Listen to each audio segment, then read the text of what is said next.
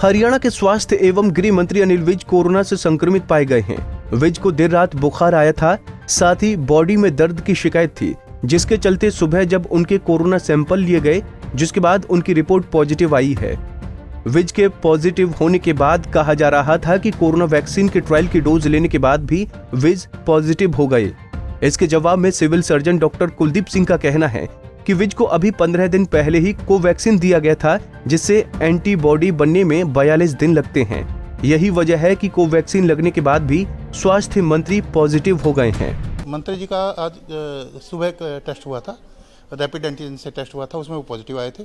साथ के साथ आरटीपीसीआर टेस्ट भी ले लिया गया था, आरटीपीसीआर की रिपोर्ट भी आ गई है, वो भी पॉजिटिव है। तो पॉजिटिव आने के बाद अपनी मर्जी से ये अम्बाला कैंट के सिविल अस्पताल में भर्ती हुए हैं। तो यहाँ पे डॉक्टरों की देख रेख में है, मेरी पूरी टीम लगी हुई है यहाँ पे, और साथ के साथ जो मेडिकल कॉलेज रोहतक की टीम है वो भी आएंगे। डॉक्टर ध्रुव चौधरी जो वहाँ के पूरे हरियाणा के कोविड के नोडल ऑफिसर हैं, वो चंडीगढ़ बाई चांस चंडीगढ़ आए हुए थे, तो वो भी देखने के लिए अभी 1-2 घंटे बाद आ रहे हैं।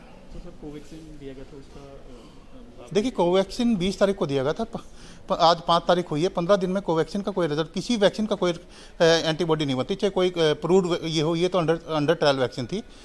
कोई भी वैक्सीन से 15 दिन में एंटीबॉडी नहीं बनती, और कम से कम 2 डोज लगनी जरूरी होती हैं। दूसरी डोज इनकी ड्यू थी 18 दिसंबर को, तो अभी दूसरी डोज लगी नहीं थी, जो कि बूस्टर डोज बोलते हैं जिसको हम, और लगभग हम ये मान के चलते हैं कि 42 दिन में एंटीबॉडी प्रॉपर बनती है, तो 15 दिन में एंटीबॉडी नहीं बनती। रिसर्चर्स की टीम लेगी फैसला के लिए रिसर्चर्स की टीम फैसला लेगी।